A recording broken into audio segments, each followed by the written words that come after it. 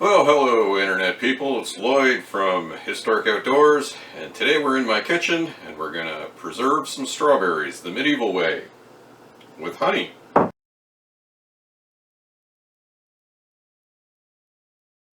So in the medieval era, people preserved lots of things with honey. They preserved fruit and berries, even meat, and they would basically layer it up in a clay jar like this and put some wax linen cloth over it and tie a string around it, and then put that somewhere cool down in the cellar, or someplace cool, and you would have not fresh fruit, not fresh berries, but you'd have preserved berries well into the winter.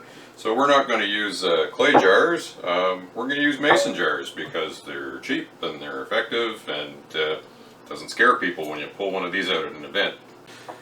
So back in the day, they'd used a knife kind of like this one, probably with a wooden handle on it, to process their strawberries, but I'm not going to do that because I got something better. And just going to kind of rip the top off of here. And I'm using this ulu knife, which I quite like for processing berries. And I'm just going to chop my strawberry into a couple of pieces and throw it in my modern mason jar. And so as you see, it is not rocket science in the least.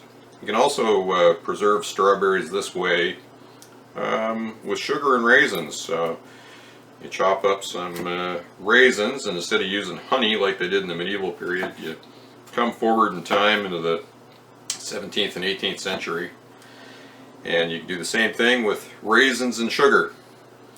And apparently the raisins have got some chemical in them, the same chemical that's found in wine, I guess.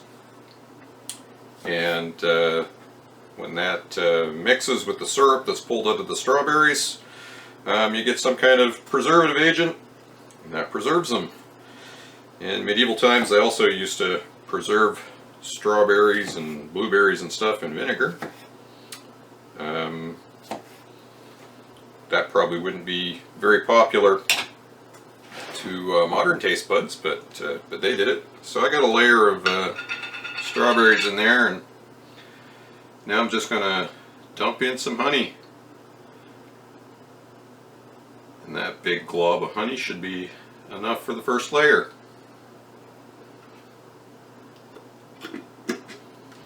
And so now we're going to repeat until this jar's full. So there we go, we processed a pint of strawberries, and it gave us two 500 ml mason jars full of medieval strawberries preserved in honey.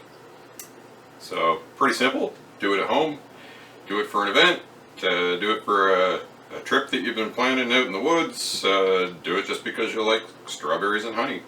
Pretty simple, pretty easy. So if you like the kind of content that I'm doing here on Historic Outdoors, feel free to hit the like, share, and subscribe button. Comment down in the comments, let me know what you think. I always like to see the comments. And as always, if you don't like what you see here, share it with your enemies. I will punish them for free.